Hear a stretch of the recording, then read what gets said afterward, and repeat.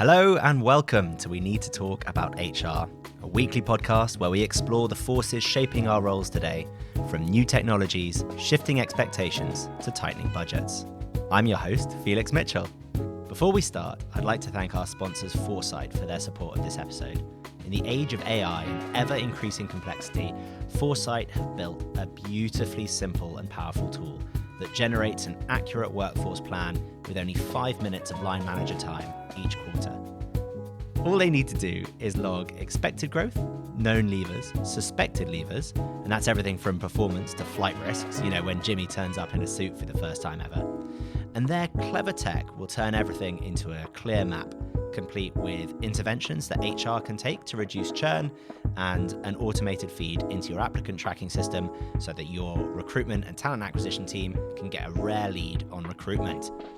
Are you looking for that one easy change that makes a huge impact on your business? Then go to theforesight.co.uk and mention that you found out about them through the show, and you'll get a Friends of the Podcast discount. Great. Now on with the show. In a world of ever more powerful technology, of permanent change and rebalancing priorities, it seems that people and talent have emerged once again as the key differentiators between success and failure. The role that the Chief People Officer can play in building and scaling companies has never been greater, and the most successful CPOs work hand in gloves with their CEOs as conciliaries and agents of transformation. Our guest today embodies the modern CPO.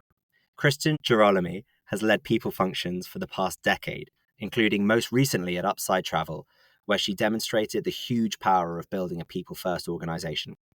They raised a total of $250 million and were marked to become one of the great tech success stories before the pandemic hit and the travel industry went off a cliff. That doesn't diminish their amazing achievements, and chief amongst them were that they built a business of 50% female representation across all levels of the organization, all the way up to the leadership team, and they won 7 awards for their culture. Now, Cristyn runs Sage Consulting, where she supports small and mid-sized businesses to make their talent and people a competitive advantage. Cristyn, welcome to We Need to Talk About HR. Thanks, Felix. I appreciate it. Thanks for having me. So I'd love you to talk us through what you think the role of a Chief People Officer is today. Yeah. So I guess over the last, call it 15, 20 years, I feel like the role's really evolved over time. I think for me right now, I think it's a partner. It's a key partner to the CEO and then the leadership team. It really, for me, like in this last role that I worked in, I felt in lockstep with the CEO on everything that he was trying to get done for the business. And I think that's really important. I think in our conversations previously, we've sort of explored, I think, what's quite a unique relationship that you've had with CEOs that you've worked with previously. Mm-hmm. I wonder if you could go into a little bit more detail around what that partnership has felt like and how you've evolved those relationships. Yeah, sure. I think first, I think getting to know the person just at a human level is the most important thing. Understanding how they operate, how they think, what's important to them, the types of things that they prioritize, which with a startup CEO could be many, many things. But really understanding what those priorities look like to them. And I've been fortunate to work with CEOs where people has been the priority, and they've been very people first CEOs, and that makes the job a hell of a lot easier. I think so. That's the biggest piece. I think trust is huge, like in any relationship, and the more you work with someone, the more you're able to finish each other's sentences and understand where you go next. And freedom is a big piece. They have to have the freedom to do the work that they want to do, and you have to have the freedom to do the work that you want to do. That ultimately is this work aligning with where the business goes. Now that's interesting, because I think that freedom point is never a word that I've heard associated with that working Mhm. relationship, but Mhm. is really powerful.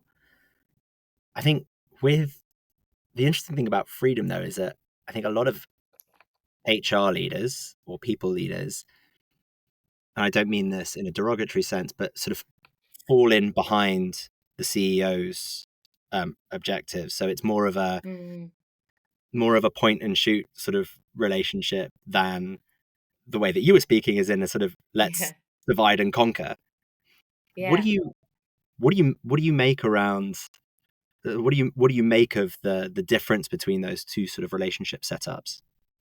I actually think it's both, Felix. I think it is about supporting the the CEO and what their mission is, but it's also about challenging them and having autonomy within that. And I think that can only come from a certain type of relationship that's built, at the core. The last business I was in, I was able to be I was the first hire essentially by the founder. And so the CEO and I worked together from the beginning. And so that is a unique position to be in, because you befriend each other immediately because of all the things that need to get done. And I think it's really a partnership ultimately. It's not that there's not respect there for what they have to get done. Of course there is. And of course there is, their priorities, they're leading the ship. Um, but I think being, working with somebody who is transparent and being transparent yourself is a huge piece of that, being able to have ultimately to have more autonomy. I'm like, I'm going to go take care of this thing, or like, I don't think you should do that. Like, I would do it this way. Like, can we just talk about that before you do it? And so that, to me, it's a balance. It's fall in line, but it's also challenge the leader and make sure you're doing the right thing. And how about so coming in as the first employees? What an amazing opportunity that must have been. But obviously, that's not how it usually happens. So, No. for a function leader who has maybe been promoted into the role or been brought Mhm. into an existing organization, what sort of advice would you have them for maybe reframing the relationship Mhm. with the CEO from one that isn't as evolved as the one that as the ones that you've been able to develop? Yeah. It's so hard because I have been in that and it's been a while. Um, it's definitely a much harder role to be in, being promoted within or coming into it middle of the movie kind of thing. Um, and so uh, I think it's ultimately understanding how the person works and what's important to them, um, so that you can kind of adjust around them. Um, and then, I don't think it changes building the relationship. I think that's still a crucial piece in it because someone has to ultimately trust your decision making. You're making decisions on behalf of the culture, on behalf of the people, on behalf of legal areas of the business, financial areas of the business. I mean, usually people is the largest line item that you're in charge of for the business. Mm. Um, so I don't know that the relationship piece of it changes, if you're coming in middle of the movie. Um, I think the other relationships are probably even more difficult, the pure relationship piece of it. It's like, okay, how do you create, um, consistency, and how do you create relationships with, peers on the leadership team, um, managers, directors, having them understand who you are. I also think the transparency piece is a big piece of it. A lot of people fear the person that's in that role, because they think, oh no, like I better be careful. Their performance or their financial thing is at stake, and so I think it's really making sure to connect with people individually. That's I mean I completely agree, and I think as that trust, that word that we keep coming back to is that the Mm, trust, the relationships, they run to the absolute core of it. I think the other function that we've discussed in the past is around the people team's role in mm, improving the talent within an organization and making sure that you're creating a really talent rich yeah. environment. How do you manage conversations, or have you had conversations with, let's say, a department head where you're saying, I've got concerns about the quality of people in your Mhm. team. let me help you with that. Have you had to navigate those sorts of awkward conversations? For sure. Well, I think there's two components of this. One is when you're hiring from scratch on this, and how do you set like a North Star? And I think that is really, really being tight and almost rigid about what your values and what your culture is. Because if you don't have that and you don't have a playbook for that, then every leader who's hiring around that is gonna go off a cliff and be like, I'm hiring this person because they were a referral. And it's like, that's not a good enough reason. They have to actually, you know, add to the culture. Mhm. For so many years we talked about being a culture fit. It's not about being a culture fit. It's about how is someone additive to the group. Um, so it's more a culture add than it is culture fit. And so going back to your original question, you know, when there's people in place that aren't, how are we really challenging that leader around what is the criteria? What's the scorecard? What's the you name whatever, fill in the blank, is it the values? Is it the culture? Where are they missing? We can't have somebody who's brilliant and they're a total jerk on the team. That's not acceptable. That's just not acceptable, you know? And so pushing the leader on is that is the job of the people team, is to make sure that they're holding them accountable.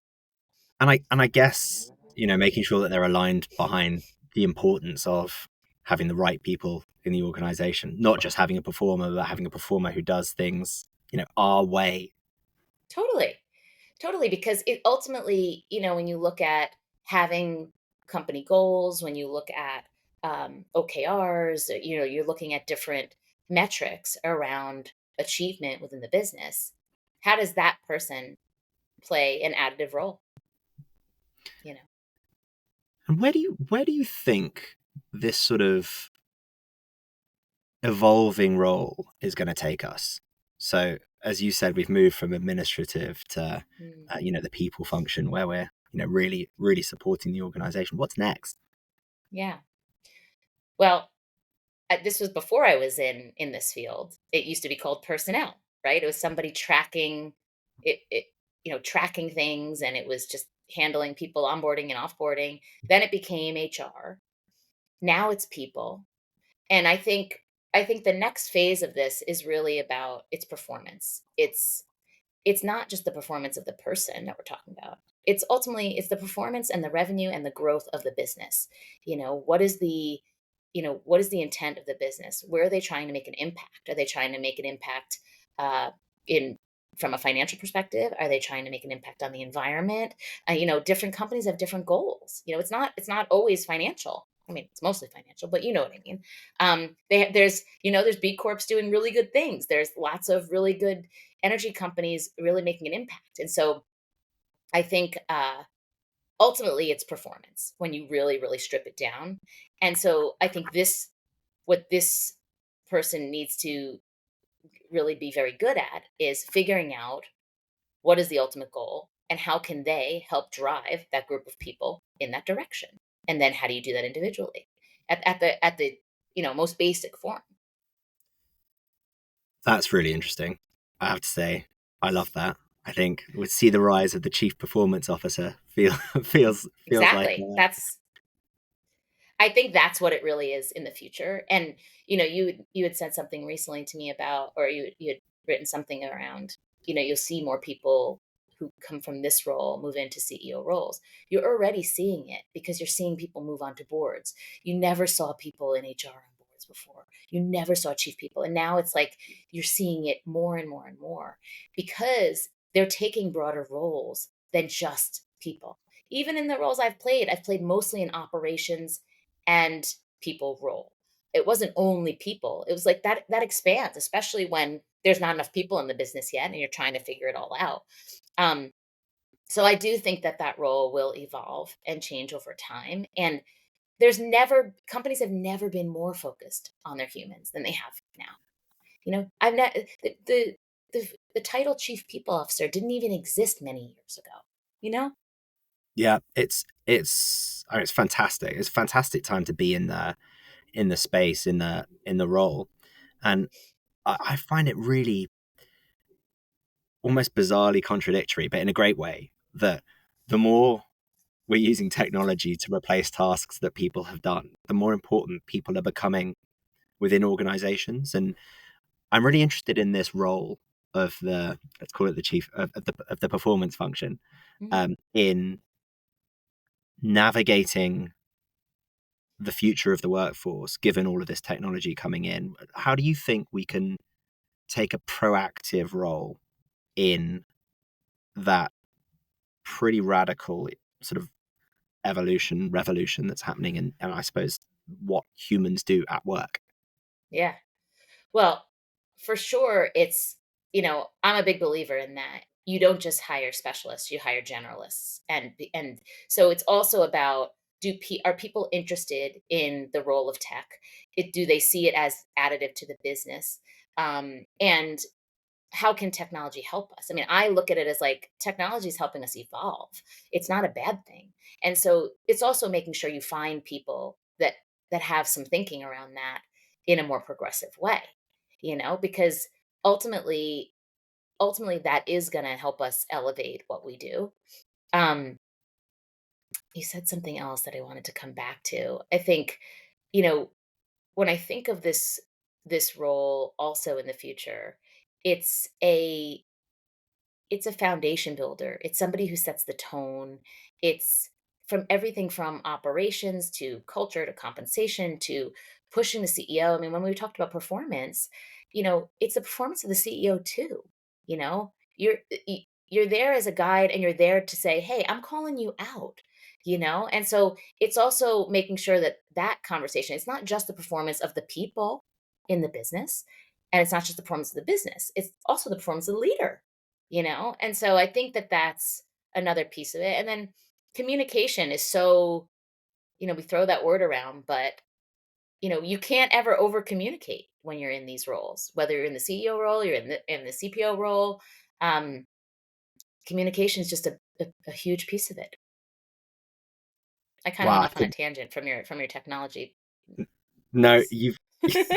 I'm all about tangents, Chris. That's if I if we could have no structure and only operate on tangents, I feel like I'd be that would be my real sweet spot.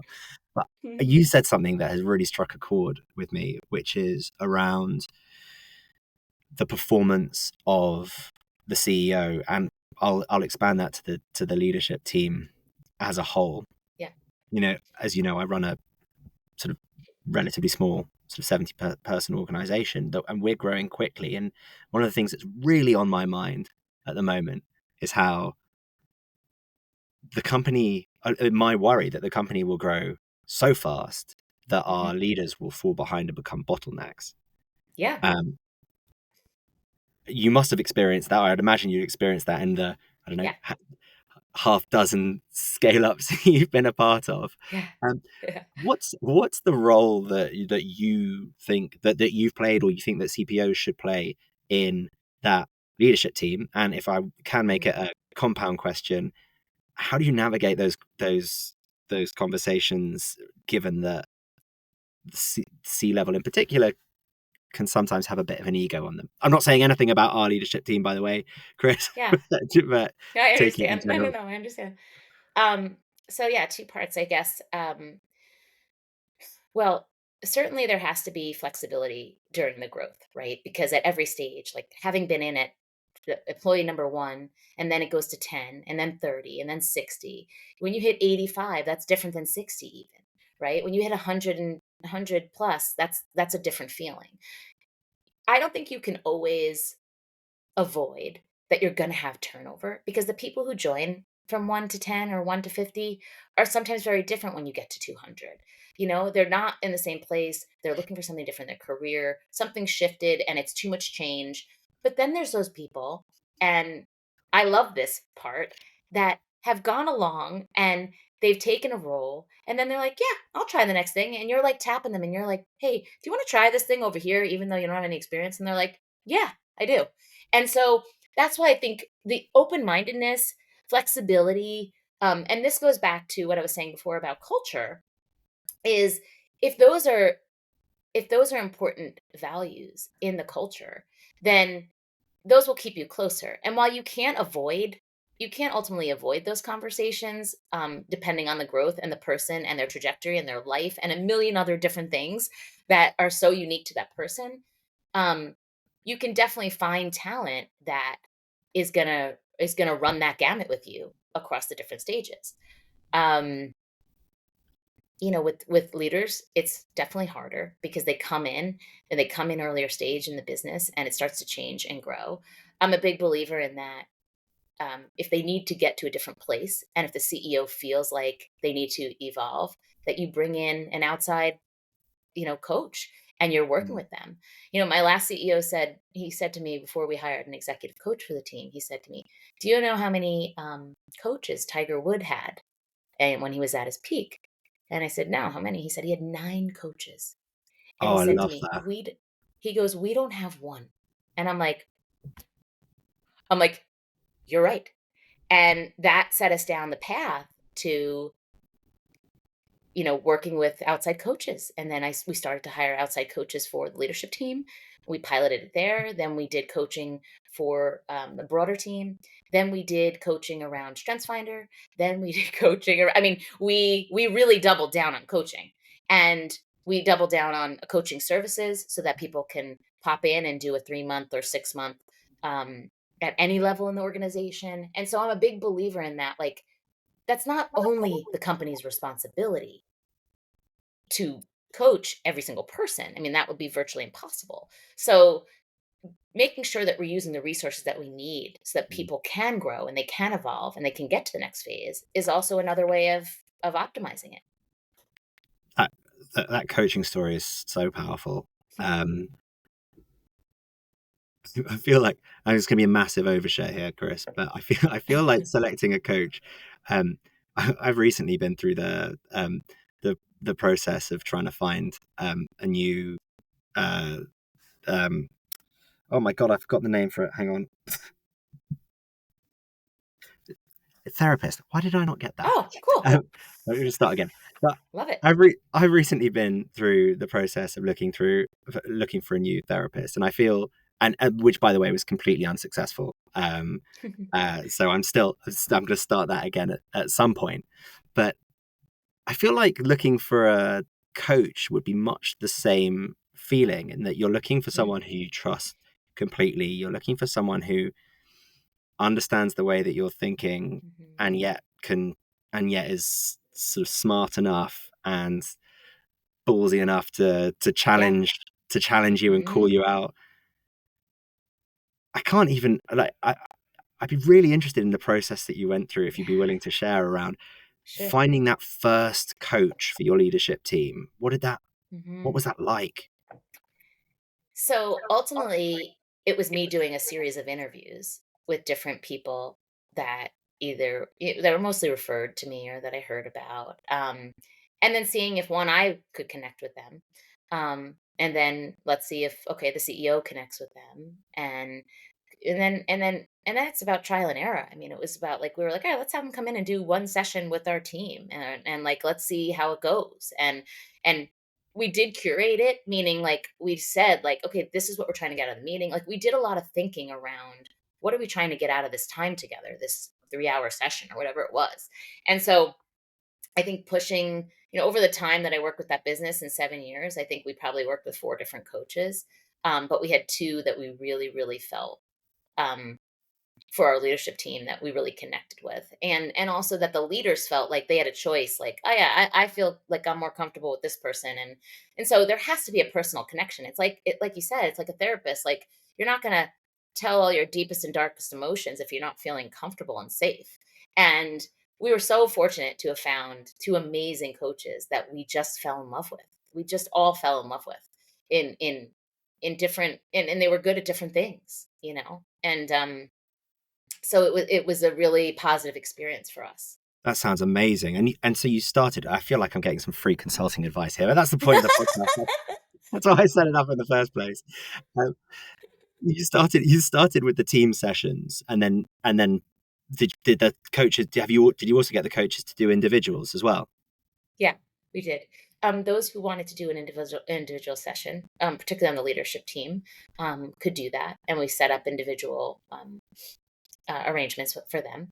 And then as a broader business, we offered sessions, group sessions on different things, with coaching, and then we offered individual coaching across the larger organization where they could choose their coach from a coaching platform. So that was a little bit different.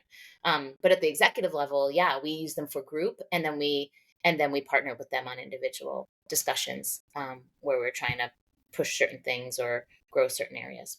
That's so interesting. And I think for that sort of coaching for the whole organization, I was recently at Hmm. Transform. I met 2 or 3 different companies doing AI enabled coaching. So either coaching through the managers where basically coach the coach, or sort of Yeah. direct, chatbot style coaches. It's quite exciting because it feels like it's becoming truly scalable, even for smaller Oh, it's businesses. totally That access to scalable. It's kind totally scalable.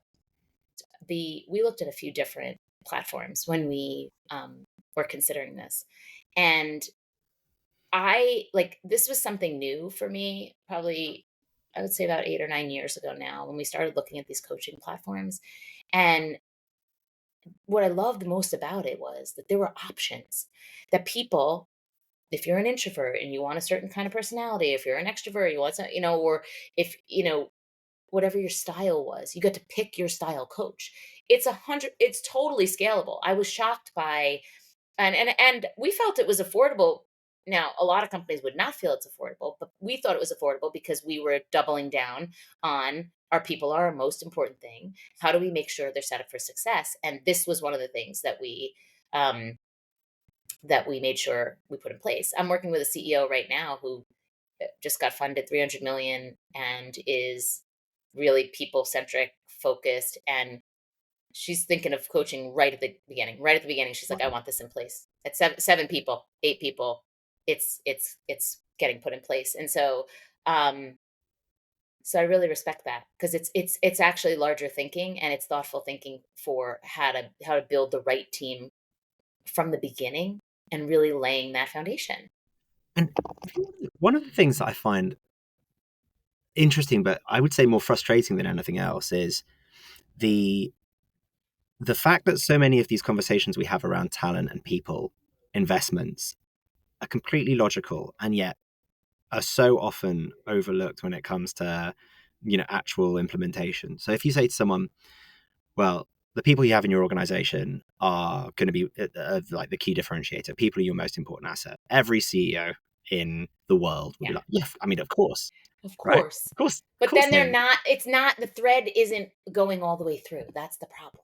And and It's and I think the next bit that doesn't go through, which I find really interesting as well, is the difference between an exceptional team member and a good team member is huge, and they'll the difference in performance won't be they'll deliver 130%. It will be they'll deliver 1,000% of the right. next person. Yep.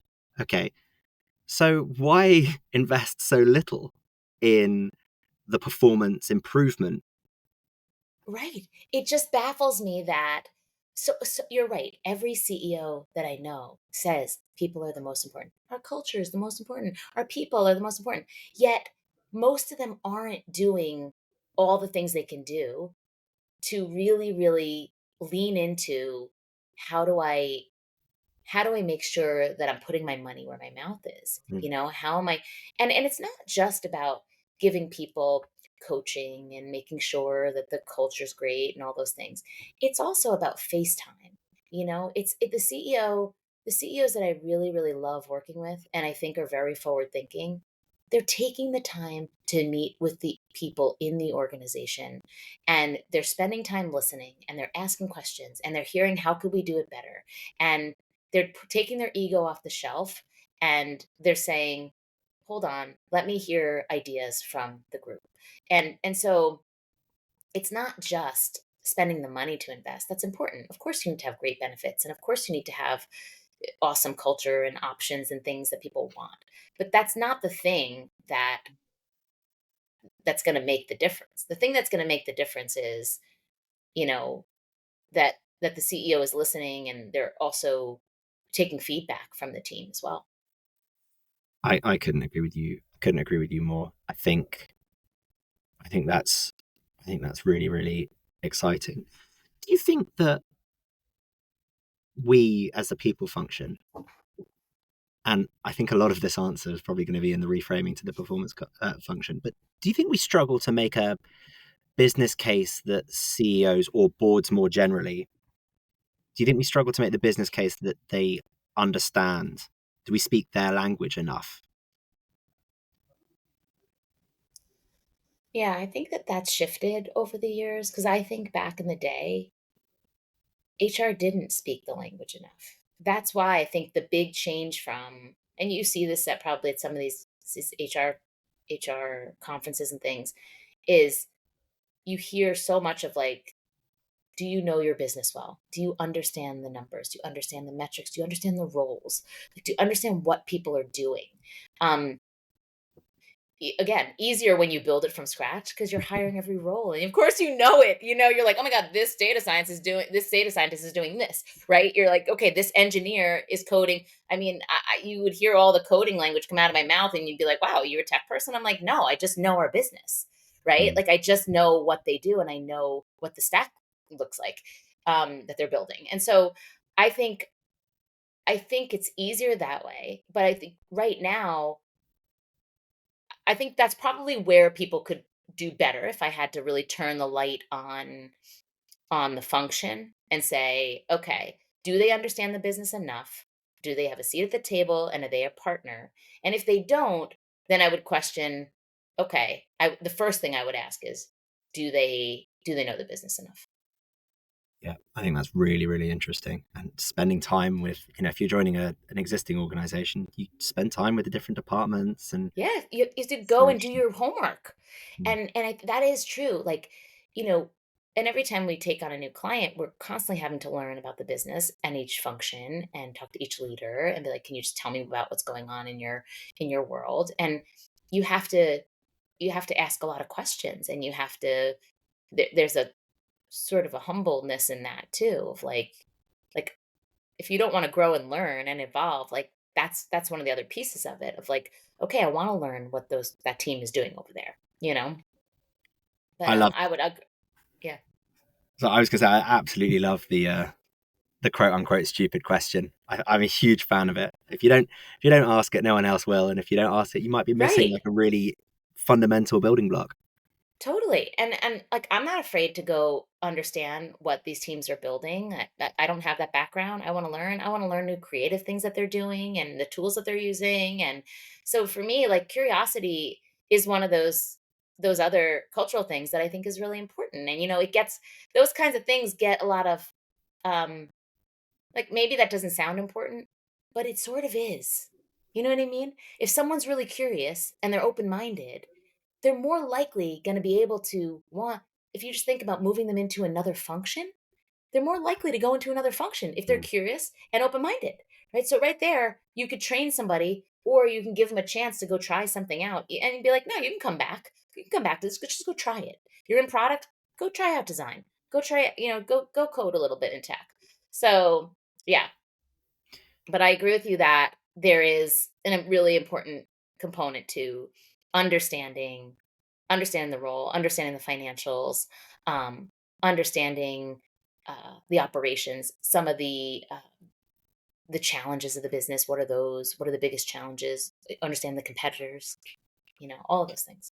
That's really interesting. So, Chris, we've spoken a lot about your career so far, but you've set up this amazing consulting business and you're supporting a whole range of different organizations. What have you learned? What's different? What have you learned from being an operator in a scaling business to Yeah. to being an advisor to dozens of businesses Mm, at the same time? yeah. Well, I think what's really nice is you don't get pulled into too much of the detail of the day to day. It it's easier to stay high level on the strategy and the longer term strategy, and that's been really, really fun. And so creating that and putting a lot of effort into the longer term strategy, um, whether it's around, comp, culture, future planning, the executive leadership team, what that should look like. So that's been one change that I think has been really nice. Um, the difference of it is because you're not in it every single day, um, you do miss um, the connectivity around the culture a little bit. Um, but it's not a bad thing. I think having been entrenched in that for so many years, it's nice to really focus heavily on the strategic piece of it. And on the strategic piece, are there any themes that you're seeing in the kind of work or the kind of questions that you're being asked that you think are sort of Mm. indicative of where the economy is going, where the world's going, where people function generally is going? Yeah. Um, I definitely am seeing more of a trend with like companies doing, you know, like B Corp is coming up a lot more and doing good for the environment and making sure that we're going beyond what we're trying to achieve here from a financial perspective. And so there's an impact component that I see a little bit more, um, which is very cool. It's not just like, hey, I'm thinking about me all the time. And so I like that piece of it. And maybe it's just, I quite honestly, Felix, I could be biased because maybe I'm drawn to those types of businesses more. I don't know. So, and maybe I'm just in Sad, that sector more. Sadly, I think it probably is a little bit of bias in that. I mean, So, now, as I said it, I thought, oh wow, maybe that was just like self-designed. well, I think it's very much the same. It's same with me. We sort of self-select our client Yeah, base, and they're drawn to you because of what the content that you put out and the reputation that you have. So I think exactly. my client base is like your client base. They really, really care deeply about the impact they're Mm, having beyond their organization. They really care yeah. deeply about ED&I. But my fear, I mean, particularly on that last point, and I would love to get your Mm, perspective on this. My fear is that on building diverse and inclusive workplaces, yeah. I felt like 2020, 2021, there was a huge amount of momentum behind that. Felt like we were really making Yeah. Yeah. progress. Yeah. In this last sort of, I know we're not sort of recessionary feeling time, um, especially in the tech world and the sort of big corporate world with all of the Mm-hmm. cutbacks, it's felt to me like there's been a real retrenchment in those sorts of commitments. Have you Yeah. witnessed any of that? I think I see it maybe slightly differently in a way. I think that as a person who's done this role for so many years, I've always been focused on DEI, right? I've Mm, always been focused on diversity. I've always been focused on equality, whether it's from a comp perspective, whether it's from a role perspective. And and so when all of it got kind of like risen to the surface more, it felt like some companies were doing it and really believed in it, and other companies were doing it because it was the thing to do and mm, because they had to do it. And I don't really like that sentiment. Like I'm doing it because I have to do it. How about do it because you want to do it and it's the right thing to do? Right. And so that's what I felt like shifted in that time, that I felt a little bit more frustrated by watching that. I'd rather see it be more authentic and more true, um and hopefully it'll have better outcomes. I I don't know that it's like shifted for worse right now. I think that there's a cyclical thing like anything else, and maybe it's leveled out a little bit. Um, Again, I'm biased. I see it from the beginning of these companies and clients thinking about it from day one, and so I don't know how you don't think about it day one. You know what I mean? Um, but I'm not sure. I'm not sure. I just know that it felt like for a period of time, it was a little blown out of proportion. And maybe it'll somehow come back and level set a bit. yeah, I think that's really interesting, and I really really resonate with the thought that some companies were putting it on.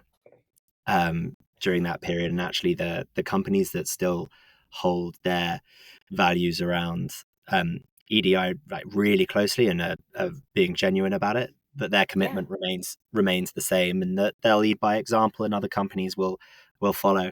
I just felt, I suppose I had the opposite reaction to you in 21, maybe because I'm like a dyed in the wool optimist, and that I am and that as my wife would tell anyone, incredibly gullible. Scammers, if you're listening, please don't call me. But I suppose maybe I believed all of the hype. I believed that everyone was on this train. I felt like something was finally we'd see this big shift. So I've certainly recently been quite down in the dumps around what I felt is a bit of a retrenchment. But again, maybe now I'm being overly negative, and actually we're seeing trends in the right direction. I certainly hope so. I think there is actually really, really good trends in the right direction. I just think it got heightened for a bit, and now it's settled. I also think, I think there's, for me, there's awareness around how do you do right by the people? How do you do right by the company? If you take recruiting, for example, it's not about getting more underrepresented. It's not getting more underrepresented people into these X 10 roles or whatever it is. Is the pool a diverse pool? And what we've seen in the past is the pool was not diverse. And that's why it was leading to X. Or you were getting referrals and it was mostly from the same referral source, right? And so I think it's more about how do we make sure we're looking at the entire problem, which is if you're really going to expand what a business looks like, and that it's going to be representative of the city that you're closest to. Let's take that, right, as an example. Then we have to think about how we lay those processes down. Yeah. And the pool can't be one-sided like it's been in the past. And that's just recruiting as the example, No, I completely agree. And, recruiting is very close to my heart. And we always say to our clients, and because we work with them for years and years generally. And one of the real benefits is that we're not limited to the existing talent pool. We can work with them on early career programs or retraining programs where, we can go out and we can build the talent pool that we wish existed rather than the one that does. Yeah. And I think when it's just a few, and this definitely did happen in 2021, 2020, a few like hundreds of companies fighting over a handful of candidates that they thought would be diverse and would be a real win for them to have. Which, I mean, fantastic that those opportunities exist for those few candidates. But the real challenge is much more in how do we create a business which is looking to have a societal impact beyond what already exists. Correct. And I think that's where the real challenge is. Yep, I agree. And it's not an easy thing to solve for, by the way. It's a really, really hard, it's a really, really hard challenge. And I know, like, it's not a simple fix. It takes a lot of hard work, and it takes extra work, I mean, like anything that's worth achieving, gonna be hard work. Well, Chris, I'm afraid that's all we have time for. So I just wanted to say thank you so much for coming on. What a wide-ranging and tangential conversation we had. I had so much fun, and I really, really thank you for joining me today.